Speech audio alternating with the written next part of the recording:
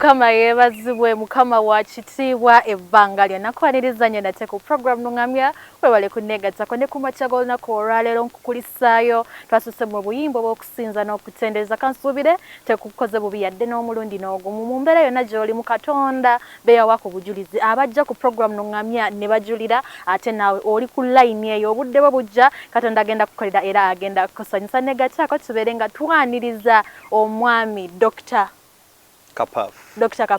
Tukwaniriza nnyo ku program nungamya. Nange nsanyusa okubeeyungako. Oli muyimbi wa gospel. Yes. Naye nga swagga inalingi. Simanyi nti oba swagga. Amanya gagadala gwani. Kiganda Mansori. Okay, Kiganda. Weddira ki? Ngonge. Oli musajja Muganda. Amina. Nkufaananiddemu batya. Right, kireke nsaba ate oyogere okubuuza ku muntu yategaseko ku program. Abali ku Spark TV program nungamya. Mwasuze mutya kansubire nti mwasuze bulungi mukama yabakuumi.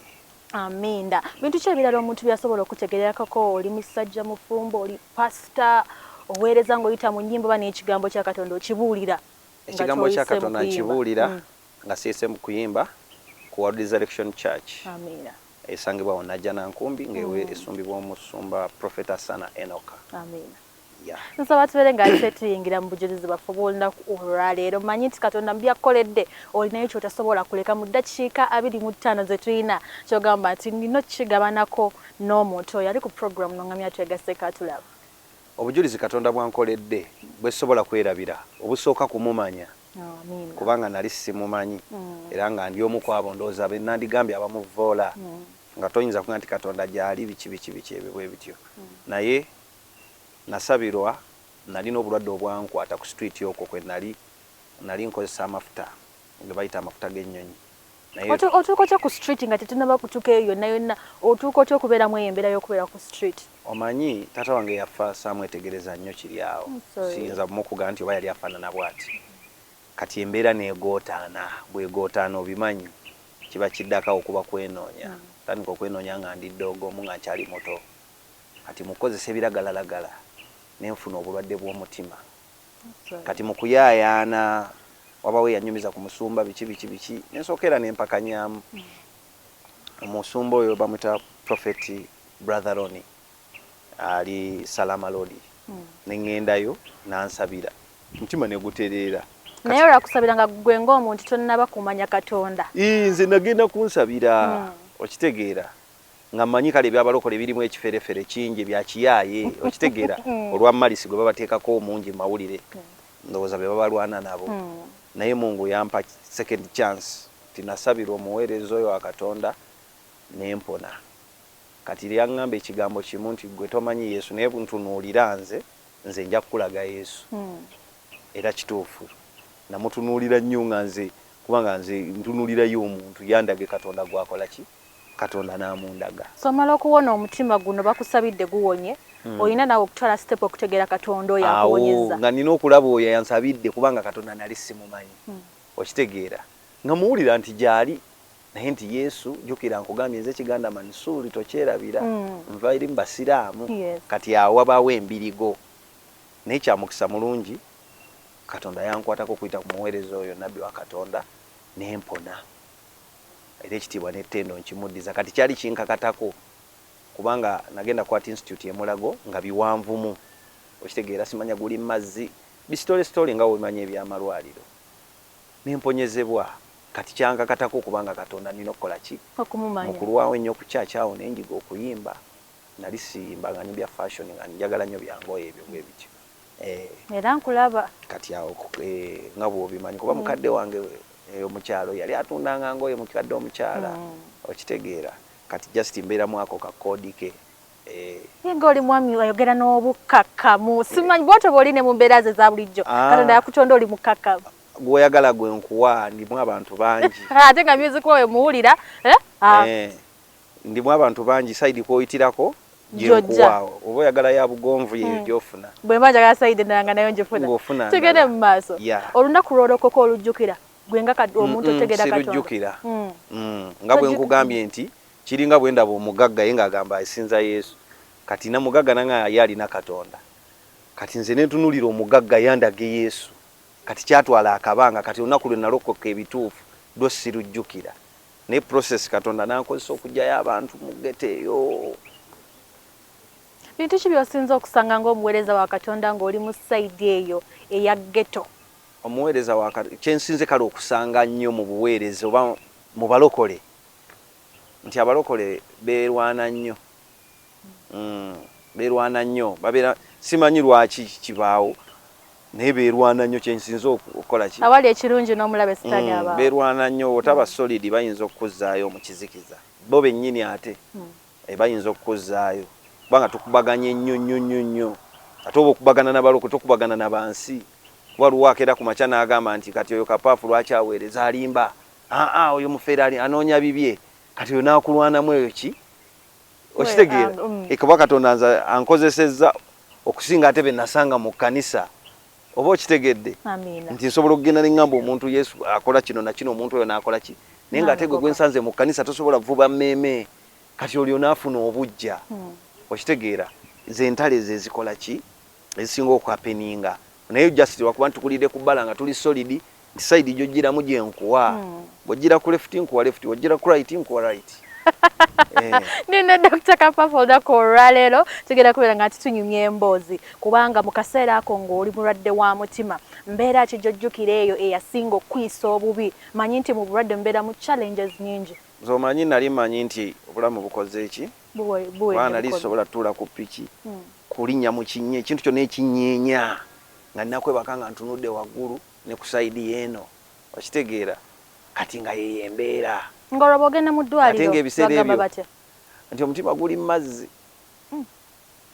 neŋŋamba kikaweddemu kati ate engeri nabeera nina kulojaawe nagendanga nempowamu ku lubalaza kati ng'okimanyi mbeera wabweru oba tolina nnyo kiddako gwe oba omanyi ekyo kikoze eki kubanga ku bbala tukkiriza nti omujaasi akeera n'avaawo okitegeera kati nga nakkiriza nti ekyo kikoze eki kiwedde okitegeera kubanga twakozesanga nnyo ebiragalalagala okitegeera okusurvivinga empewo y'ekiro eyo olina okuwambala kabuuti biba biragalalagala okuwulira ku bbugu okubeera nga towulira mpewo teekako omuti teekako amafuta enkoola byonna kitegeera kati ng'empewo olaba mpewo nga ffe tukumba kitegeera.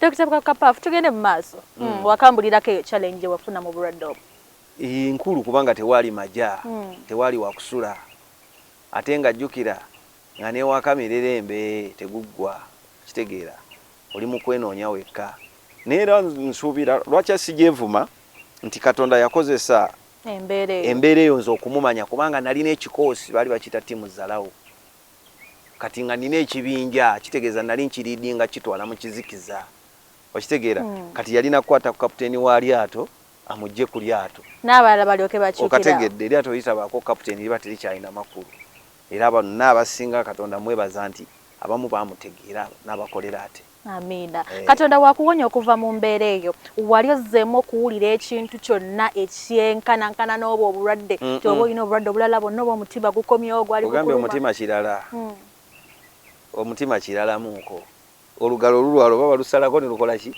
ne kati omutima simanya India simanya miliyoni zimeka mitwalo gya dola nga teziriiwo ebirowoozo naye waneeno olugalo olulwala nga tewali ddagala ne balutemako okitegeera naye omutima bagutemako tekisoboka okitegeera kati eyo challenge yali yamutawaana nnyo mu challenge ze nali nsinkanye kitegeera nti obwavu bwo bukukuba n'obeerawo enjala ekuluma n'obeerawo naye waliwo ekintu ekijja nga kizibu nnyo ebyo ebintu hoganiza omunda ezo ki bwe birumbibwa kabaka weddemu. So bujulizi ki obulala kubanga kati obwo Mukama atuwadde obujulizi obusookedde ddala Dr. Kapaafu n'owona omutima olwo nno olugendo lwakozesa okubeera nga akulokola ofuukira abalala ki omukisa bujulizi ki obulala Katonda bwakuwadde after Katonda ampadde okuganja nandabirira fiiti ndooza naawo ndaba nkulaba okitegeera totagana kwogera mbeera fresh ayampa omulimo era nga nkola mu 7 years nga vice chairman. Amiina. Fa abalongoosa ekibuga obwo obuyonjo bwolaba fa abafaayo nno yemmwe nze badde mmanyi nti okuyita dokita oba wasoma byabwa dokita ate nze ebitabo saabisoma kuba okitegedde muzeeyi yafa simukoze eki ng'ate mukadde n'alwanyisibwa nnyo awo bikyani era omukulu bwafe obimanyi ebibaawo okitegeera naye lwakuba nti just Katonda ate nampa amagezi kubanga go yagampa nzija ku nsi okitegeera era nabuuza lumu mukadde wange story kinanga nti ago tewasoosa mutwe wasoosa bigere era yangamba nali musse ndowooza be baana bebayita oba bakasoole era nga nali musse namukosa kuba nasoosa bigere era nenyumiriza mu weewaawo nti famire y'abasiraamu yatuuka nekyankalanamu olw'okuba nti ate ndokose okitegeera nesooka enkyawamu awo nga sigambayo naye kati ŋŋambayo kubanga era obimanyi ebyo yeetaaga ebimu mba mbimala ebbeesi okitegeera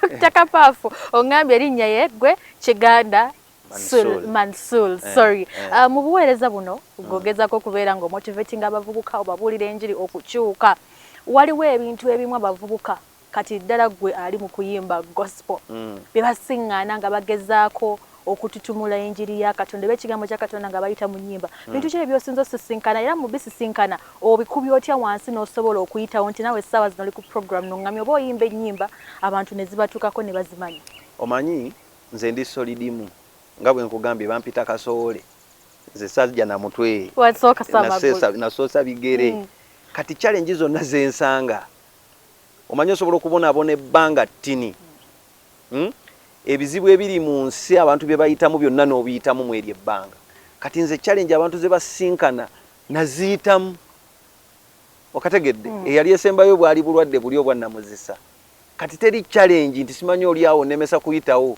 anyiza n'okuwa ssente ne ngawe bali kunnemesa kuyitawo kitegeeza osiwe ninoyita ninayita walala teri challenge era nze sevuma muntu nti wannemesa oyita wano kikulu nnyo ekyo tinayita wano ndayika ninayita wano bwe kiri gwe bonnemesa walinga nga kituufu kankuwe nayo mpite wali kireka wali ekiddako wakitegeera kubanga tukubaganye mu site ne tuwangula ne contract mu KCC wakitegeera sako nyumiza ku contract eyo gifuna otya eyo contract twagifuna twayira ekibuga emyaka 3 nga tetusasulwa nga tugogola n'emyala tubidinga twabidingisa maanyi emyala egyo girimu obulwadde tufiiriddwa bannaffe enfuufu eyo okeera ku makya naye nga tewali sente emyaka egi ne tukubagana najjo nga ate waliwo abatakkiriza nti tutwala contract kati mu kibuga mwe tuli ku budget yesomebwa wano mu parliament kubaako akakunkumuka k'abantu b'owansi wakitegeera kati nze seekwasa nti simanya gwe tozannye luyimba lwange kubanga gw'oli kabaka wootazannya nange ate ndi kabaka eri okitegeera naye ate lwakuba nti byanjawulo tusaavinga ggwanga okitegeera nti nze ndi kabaka oyo ate agabye emirimu okitegeera kyova olaba nfe ebiseera ebisinga ku minzaani z'abantu tetugenda kutugamba mu kalenda ye emyaka 5 oyambyani kati nga nkugamba nina abakozi 3 okitegeera kati nkugamba minzaani zaawule wadde oli mugagga nnyo naye minzaani tozikola ki tozigatta kino kirala eky'okuyamba abantu okubeerawo okitegeera kati nze sitera kwekwasa nti gundi yeekiise gundi tazannye luyimba lwange mmanyi si ye time nedda oluyimba lujja tuuka lwezannye Katonda w'abayuti akola okitegedde seekwasa nti agundi wanne ekiika nno awo siwe nalina oyita olina kuyita walala nalina yita walala amina onako olwaliro njagala kujukiza tuli ne Dr. Kapafu ate atuwadde ku bujulizi bw'obulamu bwe lwakuba nti era agambye ali mu kosolodiko omanya abagagga balina engeri gye babamu obujulizi kati nga ggwe obujulizi bw'ombuwulira bwa kigagga si bwa kigagga just banjagala kubuusaamu bali eyo okitegeera tweyongereyo ku bujulizi obulala kuba tebuggwayo bungi ne tutandika ekkanisa bagitawa Resurrection Church ne tuva ewa Brother Roni ne tutandika ne bakyali bange weeri emuvinga kati nti manyi okujja nange nembulira ku kigambo kya Katonda wabanga nzikiriza nga siri mu kuyimba okitegeera ate nga yenza omu ku bavubi b'emmeeme mu kkanisa eyo ekyo nakyo nno kyamaanyi kubanga nze sirabangako waffe eyo baweereza Katonda gwe yasooka gwe wasooka okwerabayo ebyo iribe n'abantu Katonda ABCD mujje wano era ekyo nakyo nkyebaza ate nebaza ne Katonda nti maama wange yamala n'antegeera okitegeera n'agamba ne baganda bange nti nze nasiramuka busiramusi okuva mu balokole kati kitegeeza ono ayinza okuba yadda ku lunyiriri luli okitegeera kuba yangamba jjajjawe omusajja jjajja wange omusajja yali mulokole okitegeera kati nze nyinza okuba nadda eri ku saidi ya jjajja naddayo ku nnono ku roots nakutegeera mu ngeri kati n'abagamba mumuleke amina mumuleke awo waali walina okukola ki kubanga bonna basiraamu bamasheyi. What is your favorite Bible verse? Josinga okwagala gye wenyumirizamu ekujjira buli bw'obeeraawo? Tuba mu Zabbuli awo 15 awo. 15 egamba etya? Tokwatangako oyo gwe bayiyeeko amafuta. Katonda gw'ataddeko eddikini totagala. Tokwatanga ku Dr. Kapafu kuba Katonda amukoze eki? Yenna kati gwe bw'aba kutaddeko tokwatanga ku mulungi. Agwalonze gw'ataddeko nti okitegeera ti bw'olwana gw'oyo gw'atadde mu position tategeeza nti oba kubaweereza abaweereza mu kyaki oba bannabbi be nga bwakikola ki. Wabula gw'atadde mu position gwe bw'otandika omulwanyisa ojja kuba odiringa na Katonda mwene. Okitegedde kati totagalawo tutambulira bwe nsanga mu kaceezo nze ndiwo toyiya goberera bugoberezi kuba nze mandika akabadi. Kitegedde osaba emirundi emeka mu lunaku? Nze sirina lunaku lwe nsaba na lwe sisaba. Omwoyo gwange kuba bwe nsaba mbankinga essaala mu ggulu ku banka yange ku akaunti yange kati buli lunaku buli ne ntudde wano ndi mu kusaba kuba omwoyo gwange guba gutambula gusaba. Siriiko nti ku makya oba kawungeezi buli ddakiika nina okwekuumira mu kusaba kubanga omubi tamba bulungi buli ddakiika. Okitegedde wali obaddeko awo n'osaba ku ssala kuba bitutuukako mu bulamu bwa bulijjo nze oba n'omuntu alabe oba naawe n'osaba essala naye nga mu kaseera ko gulaba yeegwanawo era okyetaaga naye ne bujja mudda nga Katonda teyakikuwa n'otuuka ne weebaza n'ogamba Mukama weebale tewakimpa ndaba nti ensonga yaliwo. Ebyaddala nze buli lunaku lwenkyo buli lunaku lwembeera ku nsi essala yange ebeddiddwamu kyonna kye kitwala essala yange nze mmanyi eddiddwamu oba eddiddwamu na kugaanibwa oba eddiddwamu na kuweebwa ebeddiddwamu. Kyenkugambye kiri sejjusa nnyo bintu.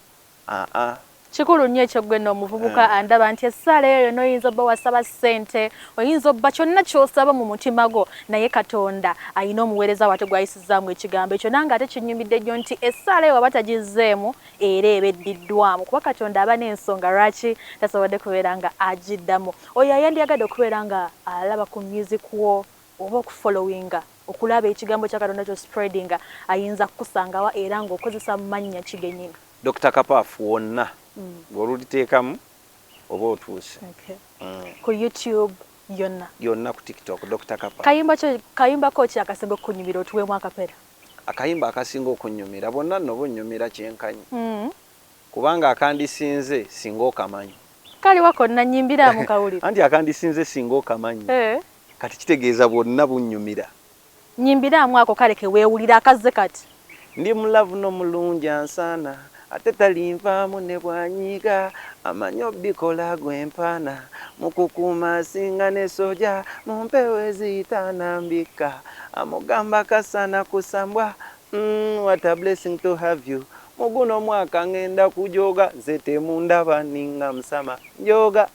Kayimba kangako leo yagalira mu nyimba ne woyimba buyimbi oluteka mungu ogulumiza erinnya ya Katonda temukola kitemunyoma ninga ki musama. Hello wakana jo busamba bo ine lyo muto yabadata obaka bwensembayo ba yuti naddala abavubuka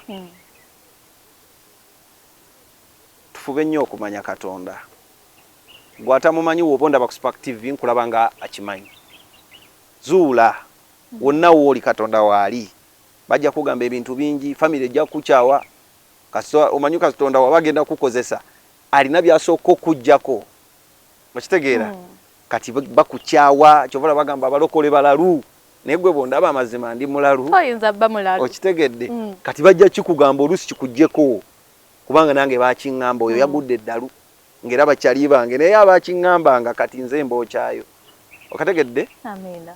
Wenywereze ku Katonda mu mbeera yonna embeera ejja kukuba toyisa mubaweereza ba Katonda maaso nti kati gwe oba oluusi tofunye position mu kanisa eyo mubadde osabira obukuta ne bwoba ovudde ku kanisa eyo sigala nga orespectinga fada oyo oba omukyalo oyo eyakulaga Katonda okitegeera awo kijja kuleetera okuwangula n'okuwaba elder ekitiibwa.